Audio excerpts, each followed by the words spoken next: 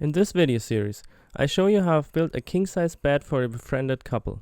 The bed has this gorgeous live edge slab with a headboard. It has no metal pieces, fasteners or whatsoever in it. Just wood, glue and some nice joinery. The build was so much fun and I just love to work with solid wood of this size. I'm Fabi from Bau-Woodworks and now let's get started. For this build, I was able to get a complete log of 52mm European oak. Log number 43 to be precise. I was really excited about that, since all the boards would be a perfect color match with each other in the final piece. First I spread out all boards in my driveway and drew all the parts of the bed onto the slabs.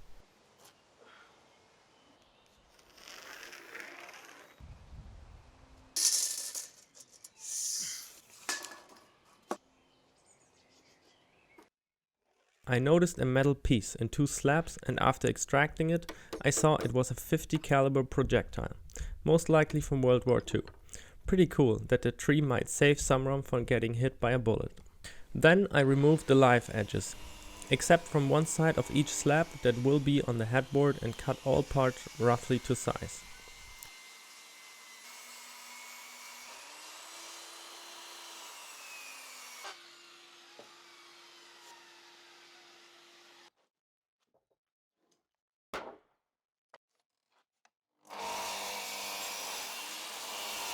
After getting that lumber into my basement shop, it was time for a milling session. Since milling lumber of this size is pretty exhausting, I lubricated the beds of my jointer, which makes it a little bit easier.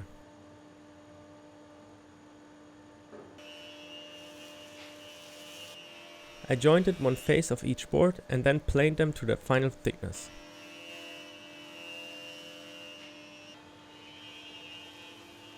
If you want to build this bed yourself, you can find a complete set of plans for it on my website.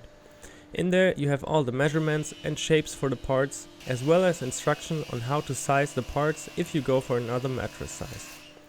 The link is in the description down below. Edge jointing was next and went pretty smooth. Since my shop is too small to rip boards like this on the table saw to their final width, I used a two-step process. With a bandsaw, I cut the boards a few millimeters wider than the final piece and take care of the rest with a planer.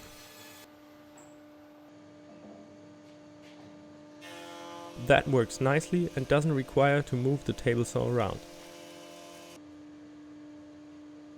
At the miter saw, I cut the pieces to their final length.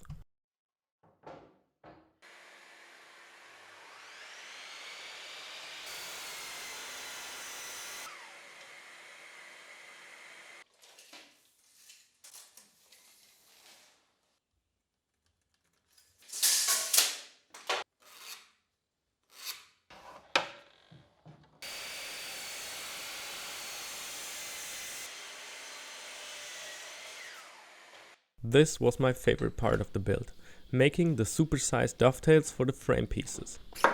I started by laying out the tails with a pencil, a dovetail marker and a marking gauge. The dovetail saw guide made it easy to saw the tails, even though the body mechanics were a bit odd with the workpiece clamped at an angle because of its length. I finished the rest without the guide, because the back of the saw interfered with the guide. Now that shot looks so wrong with me sawing towards my fingers. I continued the process for the other boards as well.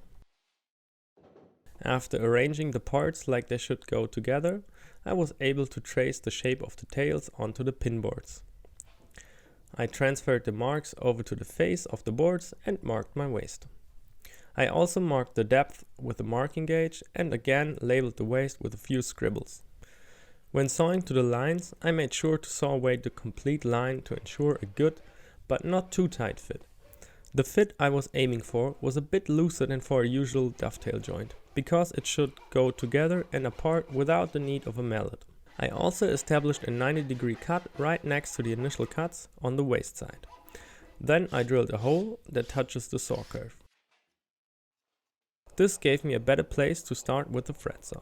I saw close to the line, but leaving a bit to clean up with a chisel later on. To guide the chisel, I clamped a right angled piece of wood across the board and then chiseled to my line.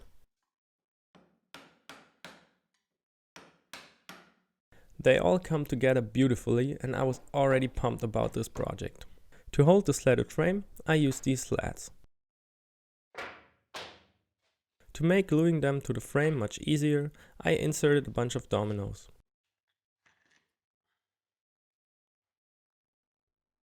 Don't worry, you don't need a domino to do this. Standard round dowels, biscuits or a spline can do just fine. If you're new to my channel, welcome. Please hit that subscribe button right now and make sure to activate notifications too, so you won't miss another video.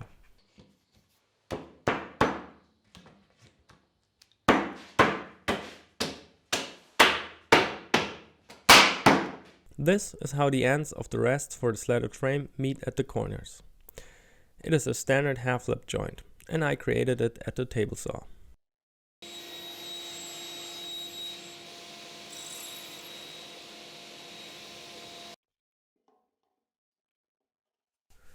The pieces on which the slatted frame rests on have some cool joinery as well. Two are running across. The one running in the center of two mattresses gets 2 feet in order to not bend under weight. I decided to go with a kind of a bridle joint. I laid out the joint on the feet and set my table saw blade height to my material thickness. I used the jig I made to cut dovetails at the table saw. If you're interested in how to make dovetails at the table saw, check out the video linked at the top right.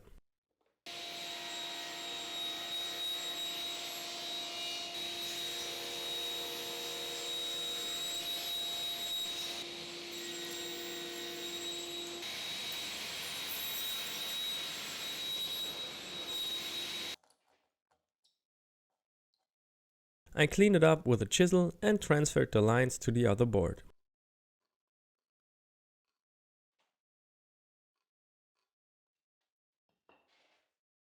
To get a nice fit straight off the saw, I used a device called the Curve Maker. The distance between the orange and gray stop is preset to the width of my table saw blade. By pinching my workpiece between the 2 gray stops and locking it, the Curve Maker is ready to go. After setting the blade to my desired width and aligning my board for the first cut, I set the parallel fence in a way that the Curve Maker fits right between the fence and the workpiece. Notice I used the orange stop.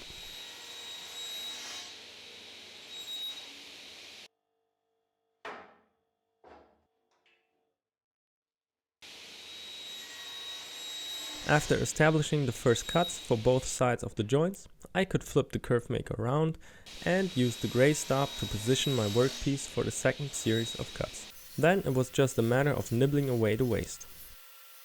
A flat top grind blade leaves me with no cleanup work. Perfect fit, just like that, without any fiddling around. But the interesting thing comes now. The cross pieces got half-lap dovetail joints that hold the frame together, since the dovetails at the corners of the frame only provide mechanical restriction in one direction. This time I did no layout and just cut the tails with the guide and the pull saw.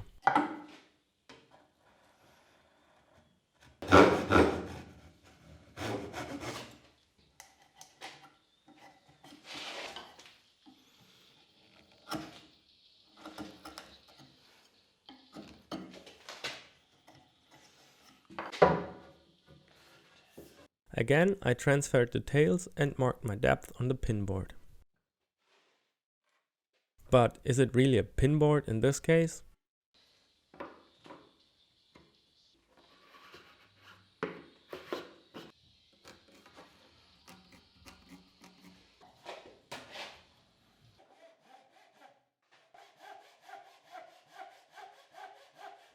However, after establishing the 2 outer saw curves, I turned on the router and routed the waste away. I was too afraid to go all the way to the saw curve and hence chiseled the remaining bit.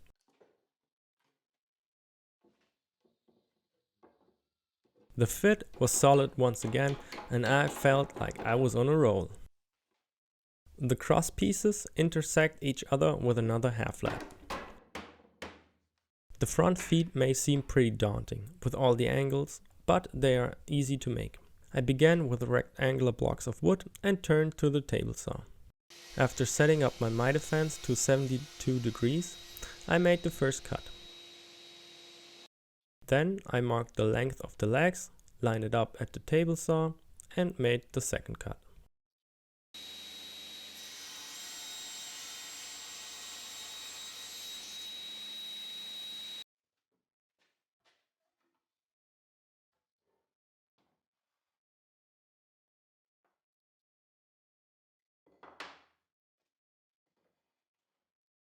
In order to have a little bit of help for the glue up later on, I wanted to have 2 dominoes at each foot. I marked where the feet should go and made 2 tick marks for the dominoes.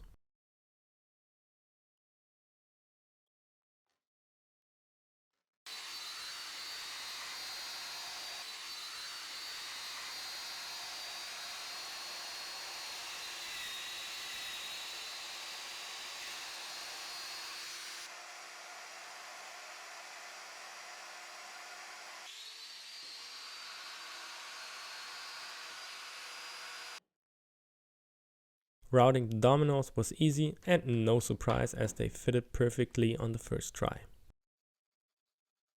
To give the feet a more elegant look, I cut away a notch at the bandsaw and cleaned it up with a card scraper.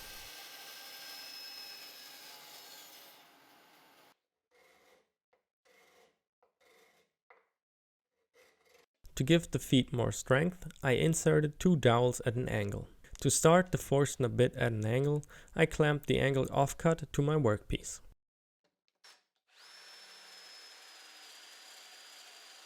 I really made sure not to drill all the way through the feet. I inserted some wood glue, drove in the dowels,